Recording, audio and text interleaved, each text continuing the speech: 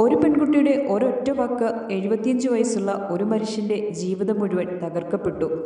ആ പെൺകുട്ടിയുടെ കള്ളമൊഴിയുടെ അടിസ്ഥാനത്തിൽ അയാൾ അറസ്റ്റ് ചെയ്ത് ജയിലിൽ അടയ്ക്കപ്പെട്ടു. പത്രങ്ങളിൽ വാർത്തയായി.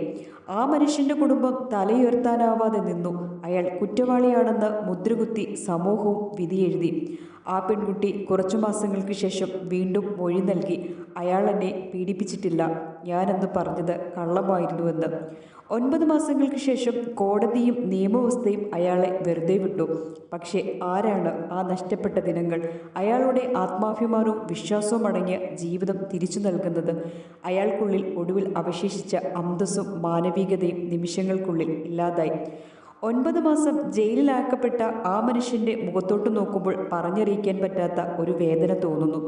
ആ മനുഷ്യൻ കുടുംബത്തിൻ്റെ മുമ്പിലും നാട്ടുകാരുടെ മുമ്പിലും എത്രത്തോളം അപമാനിക്കപ്പെട്ടിട്ടുണ്ടാകും.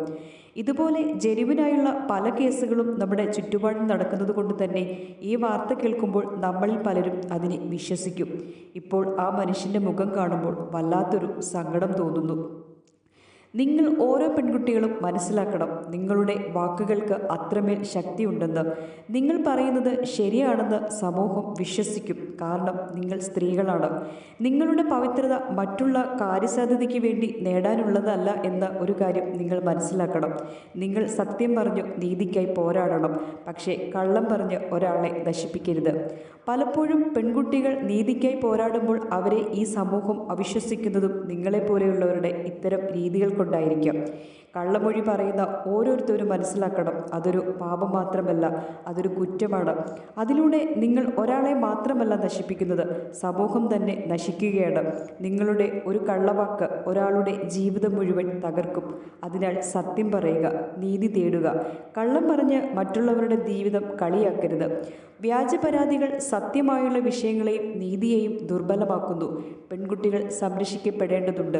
പക്ഷേ ഇങ്ങനെയുള്ള വ്യാജ പരാതികൾ മൂലം ഒരു നിരപരാധി പോലും ക്രൂശിക്കപ്പെടാൻ പാടില്ല. ഓരോ ആരോപണത്തിന് പിന്നിലും ജീവിതങ്ങളുണ്ട്, കുടുംബങ്ങളുണ്ട്.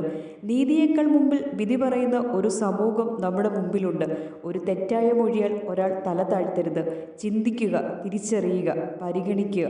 നന്ദി, നമസ്കാരം.